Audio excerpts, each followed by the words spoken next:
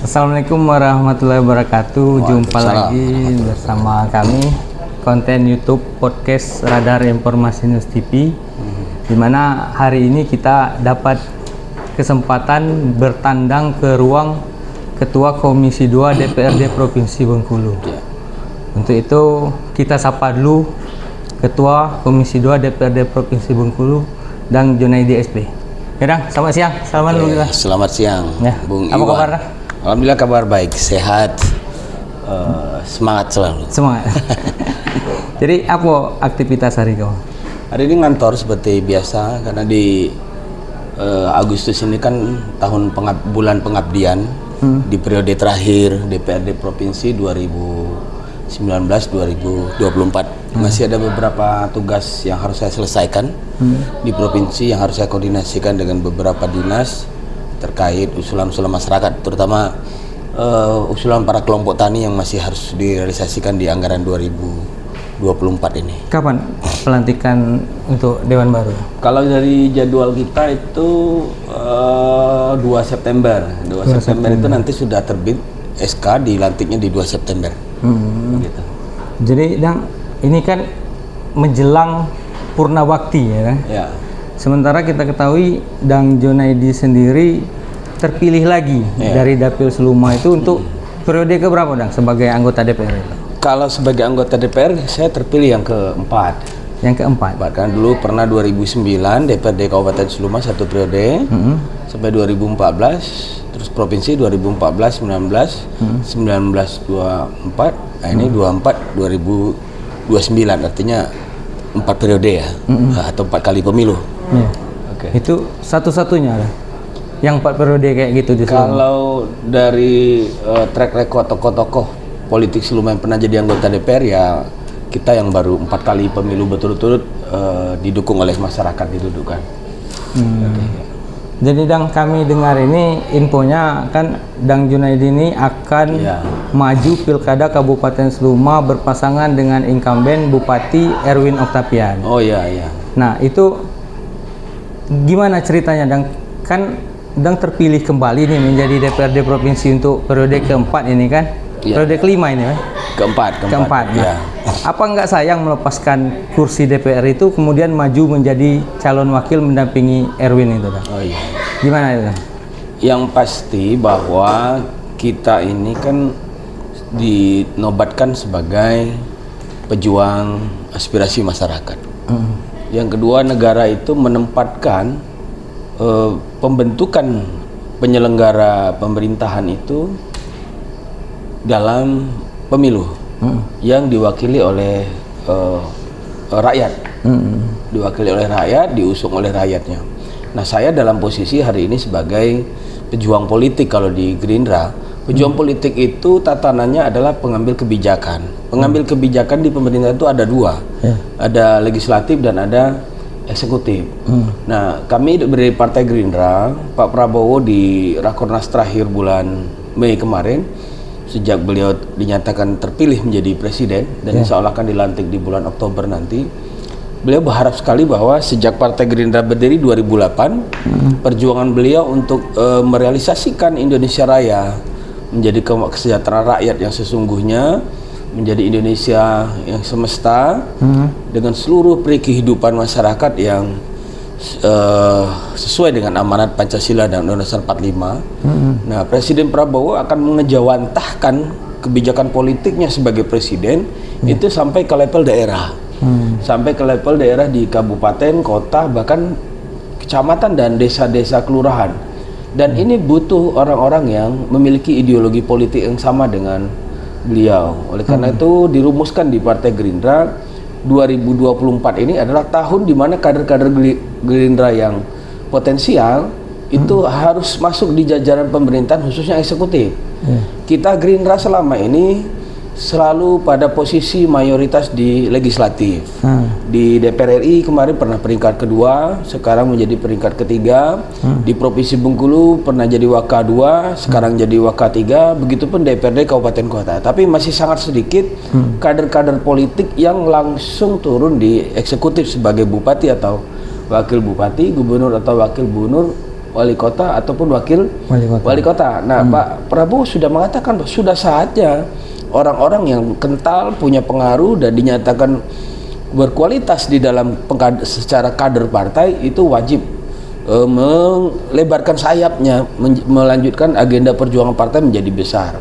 Persoalan kemarin 2024 alhamdulillah saya terpilih. Persoalan ini adalah persoalan bagaimana kami Partai Gerindra diberi kepercayaan oleh masyarakat untuk mengurus amanat masyarakat di Provinsi Bengkulu melalui wakilnya di DPRD. Dengan saya maju di eksekutif, kursi DPRD Provinsi Dapil Sulumah dari fraksi Partai Gerindra itu tidak hilang.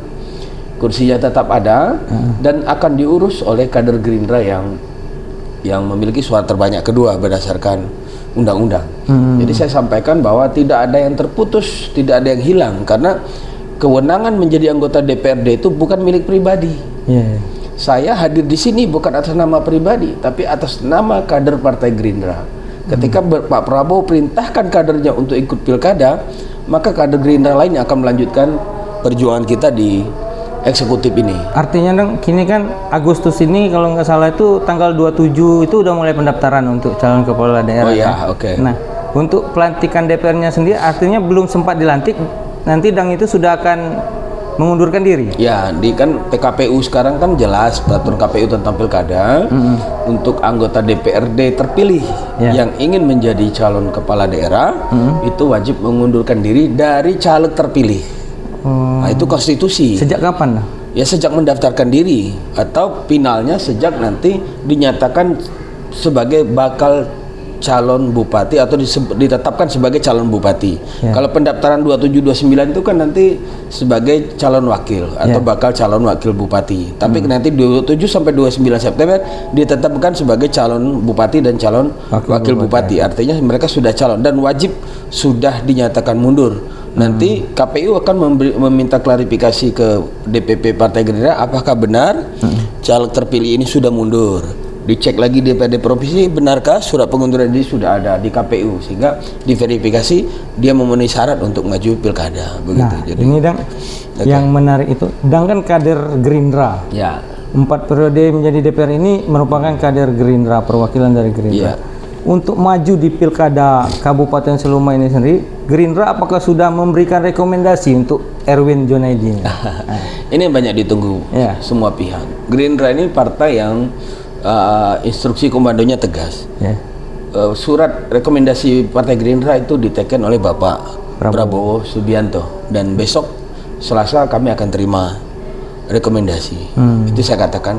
Jadi saya pun sudah bisa mengatakan akan maju ketika ada rekomendasi atau perintah yang diturunkan oleh Bapak Prabowo Subianto sebagai ketua partai. Saya sudah dapat informasi itu langsung ditandatangani oleh Bapak Prabowo Subianto, terutama kader-kader yang ditugaskan untuk maju di pilkada. Begitu. Besok SK rekomendasi itu untuk Erwin dan Junaidi. Nah, selain Gerindra dan untuk maju ini di pilkada Seluma, berapa kursi syarat minimalnya, terus apakah sudah terpenuhi, partai apa saja yang akan mengusung Erwin Junaidi? Kita bersyukur awalnya memang Pak Bupati dan kita itu Pak Erwin itu mendaftar ke hampir seluruh partai yang membuka penjaringan. Karena kita ingin sekali membangun Seluma ini dengan melibatkan semua komponen politik. Kita tidak akan membeda-bedakan soal ini partai B. Kita melihat semua partai politik yang punya wakil, yang punya kekuatan aspirasi, yang mewakili kelompok masyarakat, itu akan kita gandeng semua menjadi satu kekuatan. Jadi membangun Seluma itu dengan multi warna, dengan multi partai, dengan multi kultural. Nah, ini yang dilakukan sehingga kalau secara syarat 6 kursi cukup. Partai Pak Bupati itu Pak Erwin itu P3 itu aja sudah 6. Sudah 6 kursi. Jadi tidak berkoalisi pun secara syarat itu bisa dilakukan. Tapi persoalan pilkada ini bukan persoalan cukup syarat, tapi pilkada ini harus diusung, harus didukung dengan semua komponen kekuatan yang besar. Sehingga sampai dengan hari ini Erwin Octavian dan Junaidi SB itu sudah berapa partai mengantongi rekomendasi SK rekomendasi dari P3, besok itu Gerindra 8, ditambah dengan Golkar. Informasinya Golkar tuh Rabu 4 kursi 12, PKS ada 3, 15. Kemudian ada Gelora yang sudah menerbitkan SK rekomendasi. Ada kursi itu? 2 kursi. 17. Ditambah ada juga partai PKB yang juga sudah menetapkan SK calon bupati kepada saya, Pak Erwin dan saya itu dua kursi, jadi ada 21 ya. Kurang lebih itu yang dan masih berproses itu di PDIP, di Perindo, di Nasdem, kemudian Demokrat sepertinya sudah terbit rekom ke Pak Teddy Rahman. Kemudian PAN udah PAN juga. Sebenarnya PAN itu kita agak dilema ya, karena Pak Helmi Hasan sudah menyerahkan lebih dahulu B1 KWK itu ke kita. Oh iya. Sudah ada di tangan kita sebelum Teddy Rahman. Dan B1 KWK yang kita terima itu ditandatangani oleh Zulkifli Hasan sebagai udah berpasangan ya? ketua. Sudah. Tanggal berapa itu? Ada dokumennya, ada jauh sebelum kemarin Pak Helmi Hasan menyerahkan ke Teddy Rahman. Dan kita melihat ya mungkin dalam bahasa politik ini ganda. B1 dukungan ganda. B1 KWK-nya. Tapi nanti kita ikhlas saja lah, karena itu hak partai politik untuk mengusung.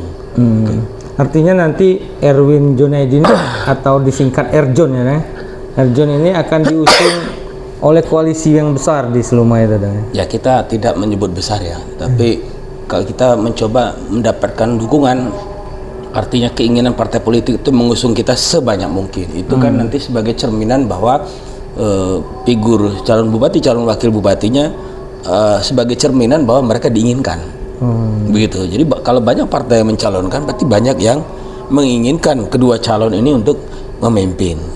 Itu aja mungkin definisi sementara yang bisa kita simpulkan ya. Jadi terkait kursi perahu udah tadi kan. Terkait rencana ke depan jika Erwin dan Junaidi ini terpilih, apa yang dilakukan untuk Kabupaten Seluma itu? Ya, kita melihat memang satu yang saya lihat kepemimpinan Pak Erwin ini kan periodenya belum 5 tahun. Beliau dilantik itu Februari 2021. APBD yang dijalankan 2021 sampai dengan Desember itu APBD yang disusun, disahkan oleh bupati sebelumnya.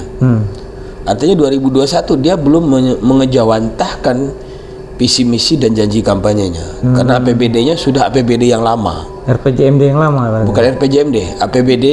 RKPD, KUAPPS-nya itu masih bupati lama. Beliau menjalankan sampai Desember. Nah, yang APBD betul Pak Erwin itu 2022 ketok palu, APBD 2023 dan di akhir 2003 kemarin tahun ini 2024. Jadi kalau saya lihat beliau ini baru menjalankan fungsi merealisasikan misi visinya baru 2 tahun setengah ini. Baru 2 tahun setengah sebagai bupati yang punya kewenangan menjalankan APBD sesuai dengan visi misinya. Nah, 2 tahun setengah ini tentu waktu yang singkat. Harusnya 1 periode itu 5 tahun. Nah, November beliau sedang dihadapkan lagi akan pilkada. Bagaimana mungkin dia bisa diukur sebagai pemimpin 1 periode ketika perjalanan pemerintahan dengan APBD-nya baru 2 tahun setengah. Sementara masyarakat punya banyak keinginan dan harapan. Nah, saya menjadi bagian yang diinginkan untuk mendampingi beliau. Sesungguhnya saya ini dilamar kemarin. Dipinang. Dilamar, dia ajak, dia datang, keluarganya juga menyampaikan pengen Junaidi SP yang mendampingi beliau. Mungkin beliau melihat dari sisi-sisi kualifikasi, baik itu secara pribadi ataupun secara kekuatan politik ataupun secara kemampuan dalam kepemimpinan politik ke depan. Nah, masuknya saya di sini ini menjadi harapan Seluma di periode yang 2004-2029 menjadi lebih cepat pembangunannya, lebih bagus untuk penggiat kesejahteraan masyarakatnya semakin meningkat cepat dengan dilakukannya akselerasi. Ya, saya mendedikasikan diri saya saja dengan pengalaman saya selama di DPRD, jadi ketua komisi 2 selama DPRD Kabupaten, ketua komisi 3, ketua komisi 2, ketua fraksi selama 3 periode dan anggota Banggar selama 3 periode. Insya Allah yang saya pahami tentang fungsi pemerintahan khususnya di kabupaten kita sudah sangat detail. Ada beberapa hal yang menurut saya menjadi prioritas di pemerintahan yang akan datang. Misalkan PAD kita pasti selalu dibenturkan dengan nilai PAD ataupun APBD yang kecil. Mau terobosannya seperti apapun sang kepala daerah, kalau tidak punya konektivitas yang baik dengan pusat, itu repot. Nah, repot artinya karena otonomi daerah itu tinggal nama, tidak ada lagi. Otonomi daerah itu sudah tidak ada, tinggal nama dikenang dalam sejarah reformasi 98, 99 pemerintahan terbentuk. Itulah pemerintahan yang menganut otonomi daerah. Di situ kabupaten kota mempunyai kewenangan. Tapi sejak Undang-Undang 2014 diterbitkan sampai dengan hari ini otonomi daerah sudah tidak ada. Nah, artinya sekarang sentralisasi kekuatan, sentralisasi anggaran, dan sentralisasi pembangunan itu mayoritas di pusat loh. Di pusat, dan pusat kita paham, pemerintahan pusat, kabinet di pusat itu dibentuk berdasarkan kekuatan partai politik hari ini. Menteri-menteri banyak dari partai politik. Belum lagi fungsi-fungsi strategis lainnya. Makanya saya katakan, saya di Gerindra, Pak Erwin di P3, mungkin juga ada partai yang bergabung dengan kita, partai-partai PKB dan lainnya, nanti akses itu yang akan dimanfaatkan. Dan bersyukur memang saya menjadi bagian dari partai yang ikut memenangkan ataupun telah menjadi partai yang presidennya dimenangkan oleh Partai Gerindra. Dan ini mungkin harapan besar nanti untuk kami sama-sama meningkatkan kinerja dan pengabdian supaya Seluma itu lebih alap, akselerasi pembangunannya lebih cepat, perbaikan infrastruktur jalan, pertanian, kemudian kemandirian ekonomi, dan peningkatan karakter kepribadian masyarakat yang berbudaya itu terwujud. Berbudaya baik dalam sisi adat, kesenian, sikap, adab, khususnya juga penguatan nilai-nilai keagamaan, semua agama di Kabupaten Seluma. Karena pemerintahan kalau tidak kuat sisi budaya dan nilai-nilai keagamannya, pemerintahan ini jalan sendiri. Makanya kalau dalam bahasa-bahasa saya ikut kiai, antara ulama dan umaroh itu harus bersamaan. Nah, kami melihat hari ini dengan Pak Erwin, tidak hanya Seluma, mungkin kita perlu menguatkan sisi budaya dalam konteks perilaku kehidupan bermasyarakat yang berkepribadian dan beragama. Kemudian dari sisi ekonomi masyarakat harus mandiri, dan dari sisi politik hari ini masyarakat berdaulat, masyarakat bebas menentukan wakilnya, menyampaikan aspirasinya, dan mendapatkan hak-haknya. Nah gitu. Tagline-nya apa John itu dong? Ya tambah alap lah. Tambah alap. Iya. Jadi Seluma, ya. Erwin Junaidi Seluma tambah alap. Tambah alap. Ada yang bilang alap part 2. Ya semua silahkan aja. Semua silahkan aja. Tapi kita mencoba memberikan pemahaman masyarakat, bukan soal tagline, bukan soal isu, tapi ini soal kemampuan kualifikasi kita mengemban amanat nanti dengan kualitas kepemimpinan yang baik. Memang kami sadari sekarang kita sudah krisis kepemimpinan. Sekarang banyak para tokoh-tokoh sesepuh kita juga tidak banyak aktif lagi dalam aktivitas politik secara langsung. Mungkin memang sudah saatnya generasi angkatan kita nih, Bung Iwan, ataupun yang di bawah saya, udah saatnya tampil di daerah kita masing-masing. Kita ada terpotong generasi, kita masih terbelenggu seolah-olah harus yang senior, tokoh politik senior.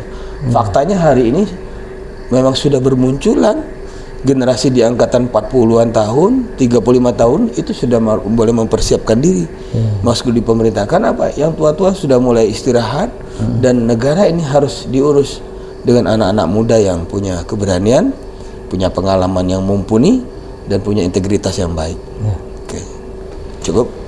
Jadi itulah pemirsa, kita bincang-bincang dengan calon wakil bupati Kabupaten Seluma yang sudah terbukti berpengalaman. Berpengalaman di DPRD Kabupaten, berpengalaman di DPRD Provinsi.